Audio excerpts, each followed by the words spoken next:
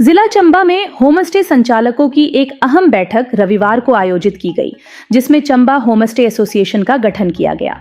इस बैठक में नॉट ऑन मैप संस्था के सह संस्थापक मनुज शर्मा और ब्रिगेडियर RS जमवाल विशेष रूप से उपस्थित रहे। बैठक में H2O हाउस होमस्टे चंबा की संचालक रेणु शर्मा को सर्वसम्मति से संघ की अध्यक्ष चुना गया।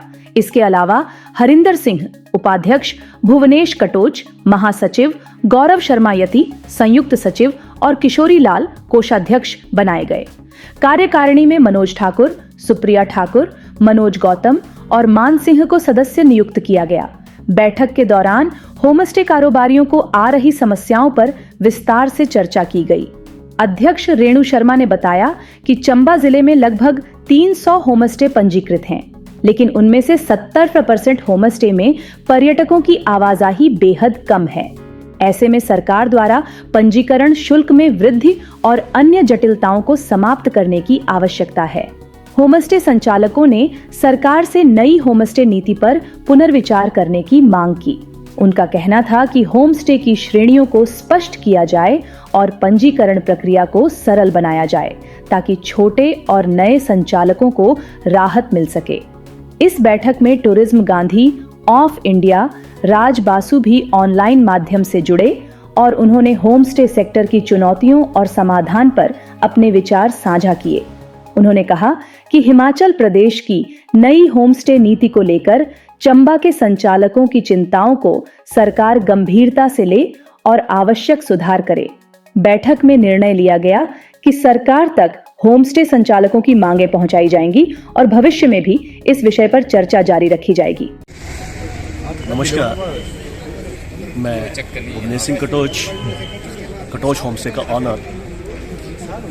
जैसा कि आप लोगों को विगत है कि होमस्टे को लेकर जो हिमाचल सरकार ने पॉलिसी बनाई है, तो वो पॉलिसी जो है हमारे चंबा के लिहाज से देखा जाए तो वो कहीं पे भी फिट नहीं बैठती। हम उसका विरोध करते हैं, क्योंकि जो पुरानी पॉलिसी थी उसमें 3 साल का 100 रुपये जो रजिस्ट्रेशन थी वो बेटर था। इस होमस्टे की जो पॉलिसी बनाकर सरकार ने उसको एक कमर्शलाइज कर दिया है। तो ये स्वरोजगार देने के लिए जो पहले ये मुहिम छिड़ी थी होमस्टे बनाने की, तो अगर उसी की तर्ज पे इसको रहने दिया जाए तो वो ज़्यादा बेटर रहेगा। नहीं तो इसको जो है वो कमर्शलाइज करके होटल बेस पे बना रहे हैं, तो फिर होमस्टे का तो कोई मतलब नहीं रह जाता। हिमाचल सरकार को या तो ये पॉलिसी वापस लेनी पड़ेगी, या जो होमस्टे ऑनर हैं हम लोग ये डिसाइड करेंगे कि हमारे होमस्टे जो वो सरकार को हम दे दें और सरकार चलाए, और 12,000 रुपये जो साल का हमें दे दिया तो वो ज़्यादा बेहतर है। जय हिंद, जय भारत। नमस्कार, मेरा नाम विनायक धामी है और हमारा होमस्टे है ऑर्चर्ड होमस्टे के नाम से, जो कि गांव में स्थित है, जहाँ पे रोड कनेक्टिविटी नहीं है, चल के आना पड़ता है। और जो भी नई नीतियाँ हमारे सरकार की द्वारा आई हैं वो अच्छी हैं, नो डाउट, लेकिन डिपेंड करता है कि वो किस जगह पे इम्प्लीमेंट हो रही है, कितनी सी सहूलत है उस जगह पे, कितना सा टूरिस्ट आ रहा है उस जगह पे। हमारे चंबा शहर में एक बस आती है दिल्ली से वोल्वो, टूरिस्ट आता नहीं है और सरकार बोलती है कि आप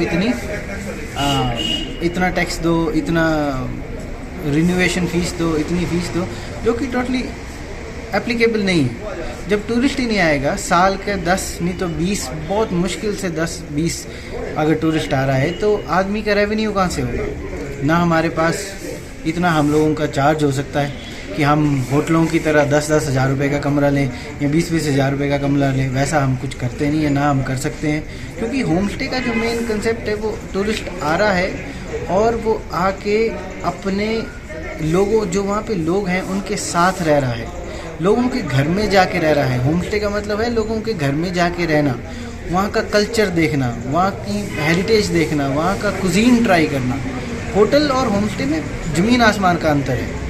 हर होटल का कमरा एक तरह का होता है, हर होमस्टे का कमरा अलग अलग होता है। आदमी ने अपनी सहूलत की तरह से होमस्टे बनाए होते हैं। तो ये जो नया स्कीम आई है या नई जो न्यू टर्म्स एंड कंडीशंस और या पॉलिसीज़ आई हैं, they are not suitable for our area और Chamba district at least. Thank you.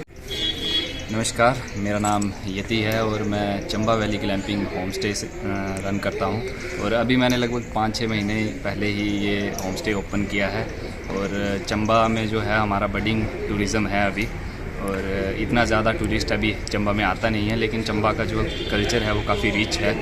तो हम जो यंगस्टर हैं वो अपने कल्चर और हेरिटेज को लेकर काफ़ी मतलब काम कर रहे हैं। चंबा के यंग जो बच्चे हैं, तो हम सोचते हैं कि अगर ये होम स्टे वाली जो स्कीम है, इससे हम अपने घर में रह कर ही अपने कल्चर को प्रमोट करके यहाँ से इनकम जनरेट कर सकते हैं। तो ये काफ़ी अच्छी एक स्कीम लगती है हमें, और हम सोचते हैं कि इससे हम जो हमारी सरकार है, हिमाचल सरकार और हिमाचल टूरिज़म डिपार्टमेंट है, उन्हें इस स्कीम को ज़्यादा से ज़्यादा प्रमोट करना चाहिए। लेकिन अभी हिमाचल टूरिज़म ने जो नई पॉलिसीज़ निकाली हैं, उनमें जो इन्होंने होम स्टे को एक रजिस्ट्रेशन के लिए जो किया है, वो अपना जो एक कमर्शियल यूनिट होता है, उस हिसाब की पॉलिसीज़ होम स्टेज़ के लिए निकाल ली हैं। तो ये मेरे हिसाब से गलत है होम स्टेज़ के लिए। और क्योंकि अगर लोकल एक कल्चर को अगर आप प्रमोट करना चाहते हैं, तो मेरे हिसाब से ये पॉलिसीज़ को थोड़ा सा रिकंसिडर करना चाहिए। हिमाचल टूरिज़म को ध्यान में रखना चाहिए कि एक कमर्शियल यूनिट के जैसे होम स्टेज़ को ना रन किया जाए, नहीं तो फिर कल्चर भी ख़त्म हो जाएगा। और जो नए लोग जो होम स्टे खोलना चाहते हैं, वो इसमें इंटरेस्ट नहीं दिखाएंगे इन पॉलिसीज़ के साथ, अगर मुझे लगता है।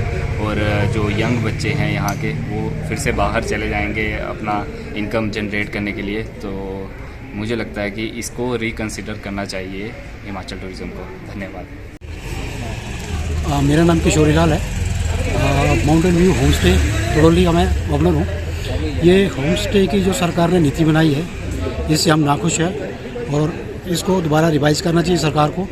कि हर जो टैक्सेस है वो ज़्यादा बढ़ा दिए हैं, कमर्शियल्स कर दिया हर एक चीज़, बिजली कमर्शियल कर दिया, पानी कमर्शियल कर दिया है, और बाकी जो भी जितनी भी वो डाली है, इसको प्लीज़ सरकार को जो है इसको दोबारा रिवाइज करना चाहिए।